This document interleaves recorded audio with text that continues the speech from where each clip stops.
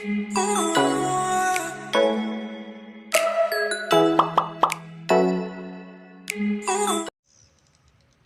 people's financial behavior is difficult, but it is possible. One company that was looking to reduce energy consumption in San Diego tried to change people's behaviors by using signs with one key sentence. What exactly was that sentence? Well, it turns out that signs about protecting the environment, or looking out for future generations, or signs that focus on the amount of money that people would save, were not effective in reducing consumers' energy consumption. Instead, the message that worked the best was a simple one that read, "The majority of your neighbors are undertaking energy-saving actions every day." A similar message, focusing on what our neighbors are doing, was used in the UK to incentivize British taxpayers to pay their taxes on time. That simple change, pointing out what other people are doing, led to an increase in collections of about 29%. Psychologist Robert Cialdini, who worked on both of these studies, calls this phenomenon social proof. He says, people look to what others do in order to guide their own behavior.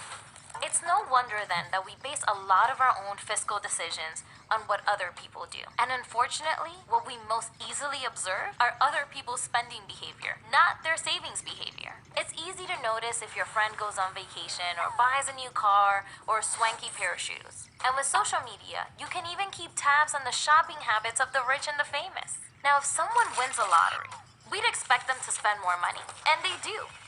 But what's really interesting is what happens to their neighbors. A recent study found that close neighbors of lottery winners are more likely to borrow money, spend more on goods, and eventually declare bankruptcy.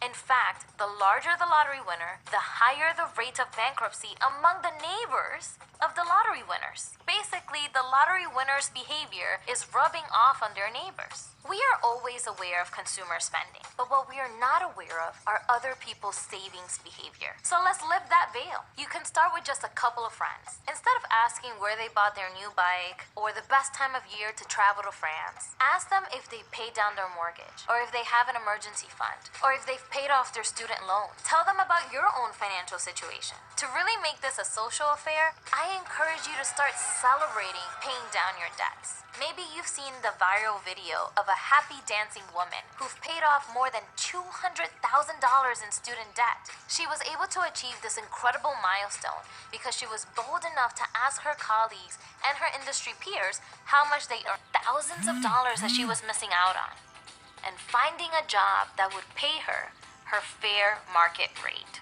I think that video gained notoriety because it's not often that we get to see what people have saved and how they're doing it. But it shouldn't be so rare. By having check-ins with your friends, you can help make a trend. I remember when I paid off my student loan, I wish I would have celebrated that milestone with friends. But at the time, I too was brainwashed into thinking that I shouldn't talk to my friends about money, that it was a scary, taboo subject. Don't be like me. Start the conversation today. Research has shown that our social bonds make us healthier. It's time to harness your social ties to boost your financial fitness too.